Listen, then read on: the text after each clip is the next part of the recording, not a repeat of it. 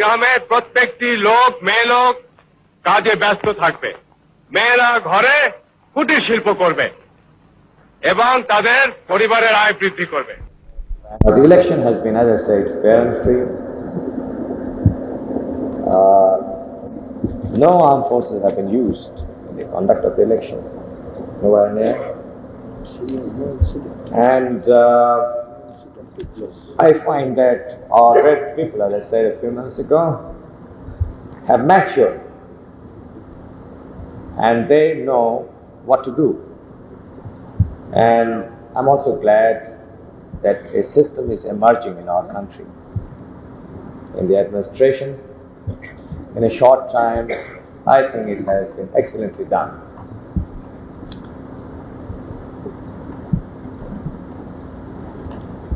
I think,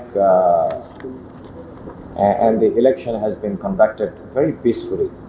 And I think the entire credit goes to our people of this country who want peace, stability, work and development so that the hard-earned independence is fruitful to everybody. বিসমিল্লাহির রহমানির রহিম। প্রিয় দেশবাসী, আসসালামু আলাইকুম। আমরা জাতীয় জীবনে এক নতুন অধ্যায়ের সূত্রপাত করতে যাচ্ছি। সেই কারণে আমাদের অতীত, বর্তমান ও ভবিষ্যতের দিকে দৃষ্টি দেওয়ার এটাই উপযুক্ত ও প্রকৃষ্ট সময়। দুর্নীতিমুক্ত, ন্যায় নীতি ভিত্তিক সমাজ ব্যবস্থা কায়েম করা, ধর্ম, বর্ণ, গোত্র নির্বিশেষে সকল নাগরিকের অধিকার পূর্ণ সংরক্ষণ করা এবং জাতীয় ঐক্য ও সংহতি সুদৃঢ় করা। আমার সামনে এখন আইন শৃঙ্খলা সবচেয়ে বড় এবং যে কাজই হোক না কেন আইন ভঙ্গকারীকে ধরা হবে এবং আপনারা নিজের চোখে দেখে নেবেন। এবং আমি অনুরোধ জানাচ্ছি আপনাদেরকে, পার্টির তরফ থেকে, জনগণের তরফ থেকে যে কোনো আইন ভঙ্গনকারীকে আপনারা প্রশ্রয় দেবেন না আপনাদের ছত্র ছায়।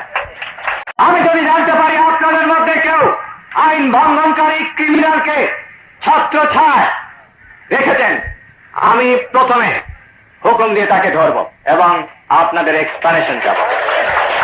এবং আমি জানি যখন এইসব হুকুম প্রয়োগ করা হয় কোনো কোনো ক্ষেত্রে ভিক্টিমাইজেশন হয়, যেখানে ভিক্টিমাইজেশন হবে সেইখানে আমি উপযুক্ত ব্যবস্থা গ্রহণ করব।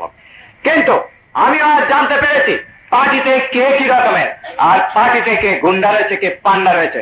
এবং আমি আপনাদেরকে পরিষ্কার ভাবে কথা দিতে পারি যে যারা গুন্ডা পান্ডা রয়েছে এবং আইন ভঙ্গনকারী রয়েছে আমাদের পার্টিতে, তারা হয় পালিয়ে যাবে অনতিবিলম্বে, না হলে তাদেরকে ধরা হবে। একইভাবে অন্যান্য পার্টির ছত্রছায়ায় যেসব আইন ভঙ্গকারী রয়েছে তাদেরকেও সমভাবে ধরা হবে এবং সকল আইন ভঙ্গকারীর আইনের সামনে আগে আপনাদেরকে ধরা হবে এবং আইনের সামনে সকল আইন ভঙ্গকারীদের সমান ব্যবস্থা হবে। এবং ইনশাআল্লাহ আগামীতে আপনারা দেখবেন আইন শৃঙ্খলার অবস্থার উন্নতি সাধন হবে। আমি জানি যে বিরোধী দল কেউ কেউ হরতালের ডাক দিয়ে দেশের ক্ষতি সাধন করবার চেষ্টা করবে, কিন্তু আমরা তাদেরকে ইনশাআল্লাহ উপযুক্ত ভাবে তাদের বিরুদ্ধে ব্যবস্থা নিব। আমাদের কিছু ঘাত প্রতিঘাত খেতে হতে পারে, তার জন্য আমাদেরকে সদা সর্বদা প্রস্তুত থাকতে হবে। এখন আসলো দ্রব্য মূল্য, জিনিসের দাম বেড়েছে, এটা সত্য কথা, কিন্তু যেভাবে বেড়েছে তার চেয়ে অনেক বেশি বলা হচ্ছে। আমি গতকাল খোঁজ নিয়েছি যে চালের দাম 175-180 টাকা সবচেয়ে নিম্নমানের, এবং কোথাও কোথাও 200 টাকা পর্যন্ত রয়েছে। হতে পারে দু এক জায়গায় বৃষ্টি এবং যাতায়াতের অসুবিধা থাকার জন্য তার চেয়েও কিছু বেশি থাকতে পারে, কিন্তু আর গত কয়েকদিনে চালের দাম কমতে শুরু করেছে।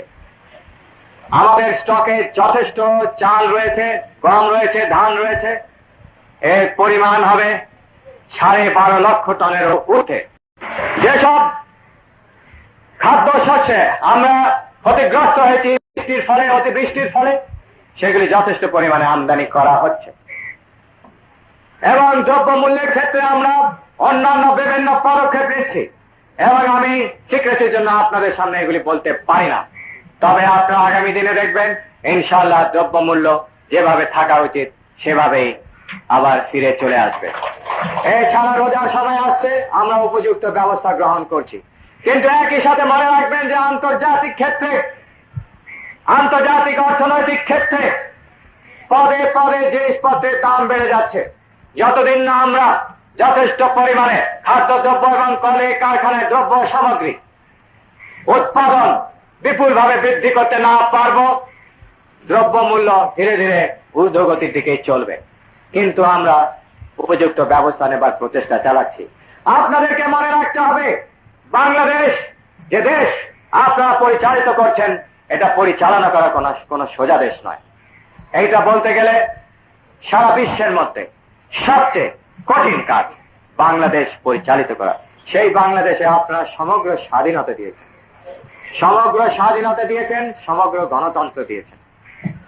আপনার পার্টির দর্শন অনুযায়ী সমগ্র স্বাধীনতা দিয়েছেন, সমগ্র স্বাধীনতা যে দিয়েছেন, গণতন্ত্র যে দিয়েছেন, তার দাম দিবেন না, তার মূল্য দিতে হবে। তার মূল্য হিসাবে, দেওয়া হিসাবে এই দুর্নীতি, এই আইন শৃঙ্খলা লঙ্ঘন এবং এই দ্রব্যমূল্যের কিছু কিছু ঊর্ধ্বগতি, এগুলির সম্মুখীন হতে হচ্ছে। আরেকটি কথা রয়েছে, সেটা হলো দুর্নীতি। আমরা অতীতে অনেক বলে এসেছি, কিন্তু ইনশাআল্লাহ আমরা দুর্নীতিবাজদের বিরুদ্ধে কাজ নেওয়া শুরু করেছি। আপনারা যারা সজাগ রয়েছেন তারা জানতে পেরেছেন। আমরা ঢাক ঢোল পিটিয়ে এই কাজ করতে চাই না। আমরা কাজ শুরু করে দিয়েছি এবং প্রক্রিয়া চালু হয়ে গেছে। ইতিমধ্যে অনেকে যারা দুর্নীতি করেছেন তারা আইনের জালে ফেঁসে যেতে শুরু করেছেন।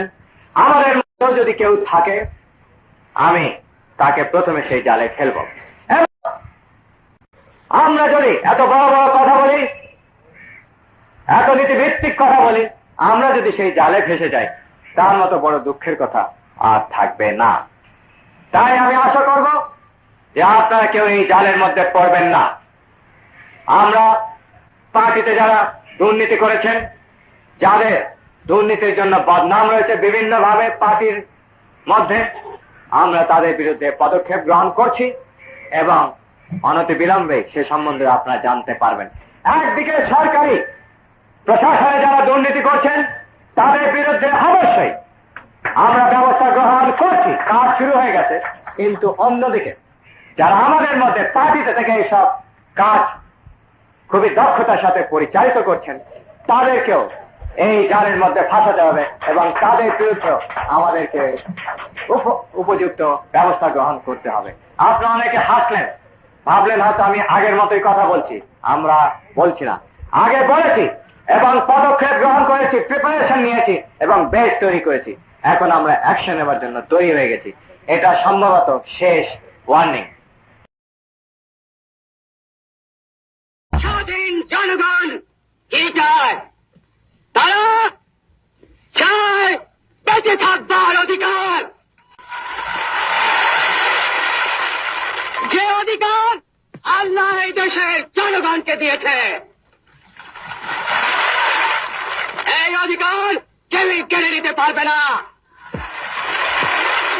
প্রিয় ভাইয়েরা, আমরা বেঁচে To the Non-Proliferation Treaty was based on a firm conviction that there can be peace only through the elimination of all nuclear weapons. Moves towards the limitation of nuclear armaments and other weapons of mass destruction are important steps in creating an atmosphere of trust and the relaxation of tension. Special efforts must be made to develop the resources of such countries so as to reduce their vulnerability to external pressure and manipulation. Above all, it is essential that such countries should be allowed to build their own future without outside interference or intervention. And once I was told about it, and having known the earlier background that the Pakistanis were out to kill our people, the civilian population and the Bengali army personnel, we had no other way but to take up arms and fight out. We captured the radio station at Chittagong on 27th, and I had to go up in the air because I found the Pakistanis were concentrating very heavily in Chittagong, and they had started bringing in the 16th Division. As a last resort, I wanted to tell the world what was happening, and I went up the air in the evening and I made the declaration. Having heard me over the radio, the other regiments of East Bengal Regiment and the East Pakistan Rifle and the police force also, they revolted. 9 কোটি মানুষকে সংগঠন করতে হবে। সেই সংগঠন আমরা করছি স্বনির্ভর গ্রাম সরকারের মাধ্যমে। এটা হলো 1 নম্বর। এবং এই স্বনির্ভর গ্রাম সরকারকে খুব শক্তিশালী করে, পাথরের মতো শক্তিশালী করে, বিদ্যুতের মতো চমৎকার করে, সংগঠিত করে আমাদের সমস্যার সমাধান করতে হবে।